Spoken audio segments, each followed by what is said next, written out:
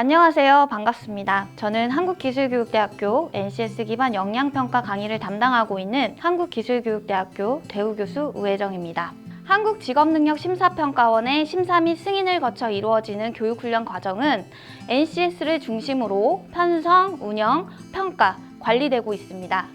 이에 한국직업능력심사평가원의 심사 및 승인을 거쳐서 교육훈련을 운영하고자 하는 경우에는 해당 과정의 평가가 반드시 NCS 기반으로 이루어져야 합니다.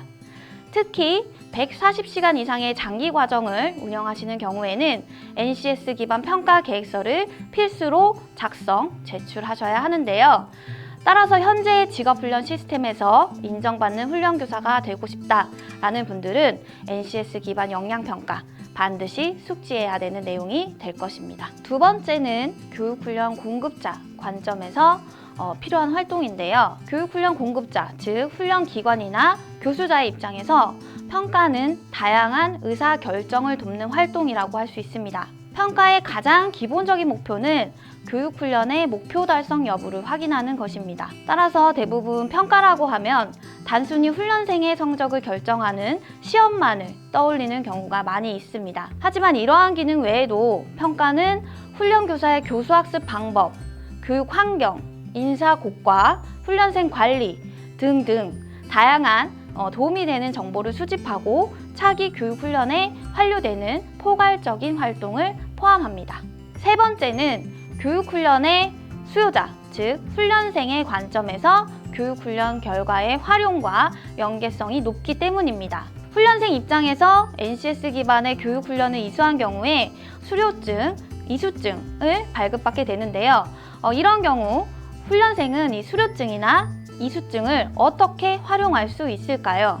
과거에는 이수증에 무슨 교육훈련 과정 수료를 증명합니다. 어디 기관장 누구누구 형태의 수료증이 발급이 되었습니다. 하지만 최근 NCS 기반 교육훈련 과정에서는 이러한 수료 증명과 함께 NCS 기반의 어떤 능력 단위를 수강했는지 그리고 능력 단위별 성적이 어떠했는지가 함께 기재되어 있습니다. 교육훈련 과정을 수료한 훈련생은 이러한 NCS 기반의 수료증을 가지고 취업을 하러 가게 됩니다.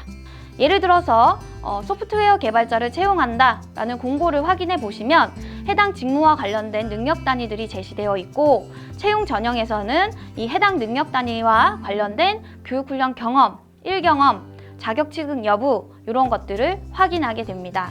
이때 NCS 기반의 교육훈련을 들은 훈련생은 자신이 수료한 이 수료증을 가지고 자신의 역량을 증명할 수 있게 되는 것입니다. 여기에서 평가가 NCS 기반으로 이루어져야 하는 이유를 찾을 수 있겠습니다. 이러한 이유에서 NCS 기반 역량평가를 성공적으로 수행하고 그렇지 못하고는 훈련생뿐 아니라 훈련교사, 기관, 국가에까지도 많은 영향을 미치게 됩니다. 따라서 NCS 기반 역량평가를 잘 설계하고 수행하는 것, 그리고 훈련교사, 기관, 훈련생 모두에게 교육훈련의 결과를 의미 있게 활용할 수 있도록 하는 것, 이 모든 것은 훈련교사에게 달려 있습니다. 그렇다면 NCS 기반 평가는 어떻게 진행될까요? 다음과 같이 6단계로 구성이 됩니다. NCS 기반 평가 계획 수립, NCS 기반 평가 도구 설계 및 개발, 내 외부 검증, 평가 시행 및 채점, 재평가 시행, 평가 결과 관리 이렇게 6단계로 구성이 됩니다. 첫 번째 단계는 NCS 기반 평가 계획 수립입니다. 이 단계에서는 교과목별로 내용 분석을 통해서 전체 교육 과정에 대해서 거시적인 평가 계획을 수립하게 됩니다. 이 단계를 거치고 나면 평가의 목표, 방법, 횟수, 시기, 수료 기준, 평가 결과 관리 방안 등이 결정되게 됩니다. 두 번째 단계는 NCS 기반 평가 도구 설계 개발 단계입니다. 여기서 평가 도구는 시험 문제뿐 아니라 어떤 모범 답안, 채점표, 채점 기준 이러한 것들을 포괄하는 개념을 말합니다. 1단계에서는 전체적으로 과정에 대해서 거시적인 평가 계획을 수립했다면 두 번째 단계에서는 교과목별로 평가할 평가 도구들을 개발하는 단계라고 할 수 있겠습니다. 개발이 완료되고 나면 세 번째 단계인 내외부 검증 단계를 거치게 됩니다. 내외부 검증 단계에서는 평가 도구를 개발한 개발자 외에 내외부 전문가에게 평가 도구에 문제가 없는지 검증을 받게 됩니다. 검증을 받고 문제가 없는 경우에는 이제 네 번째 단계인 평가의 시행 및 채점 단계를 실시하게 됩니다. 즉, 앞서서 세운 계획에 따라서 평가를 실시하고 채점하여 평가 결과를 도출하는 단계가 되겠습니다. 이 네 번째 단계를 거친 이후에 혹시 수료 기준을 충족하지 못하는 훈련생이 발생할 수 있습니다. 이런 경우에는 수료 기준을 충족하지 못하는 훈련생에게 다시 재평가를 받을 수 있는 기회를 부여하게 됩니다. 그래서 여기 5단계에서는 이러한 수료 기준을 충족하지 못하는 훈련생이 발생한 경우에 한해서 실시되는 단계라고 할 수 있겠습니다. 재평가를 실시하고 나면 마지막으로 6번째 단계인 이러한 평가 결과 관리 단계를 수행하게 됩니다. 최종 평가가 종료된 다음에는 교육생에게 결과를 통보하고 또 능력 단위별로 시험지나 채점 결과 등의 결과물을 관리할 필요가 있습니다.